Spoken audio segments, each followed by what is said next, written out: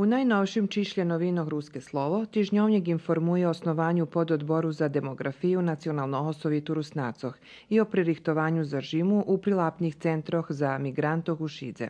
Našo mesta zaznačeli označovanje Dnja parlamentarizma u Keresturskej školi proces legalizacije objektoh u Keresture i Novim Sadze.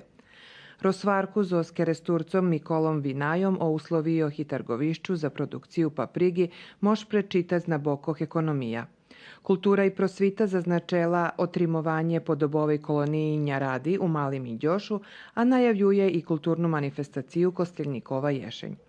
Ljudze, rok i život upoznavaju čitačoh zos tortarku Mariju Balog zos Đurđova. Duhovni život piše o preslavi dzešedzročnici roboti Keresturskog Karitasu, a prenoši i aktualnosti iz Kocurskej parohiji. Rubrika Sport ponuka i tekst o fotbalskim klubu Petrovci, ktorý toho roku označuje 70-ročnicu roboti.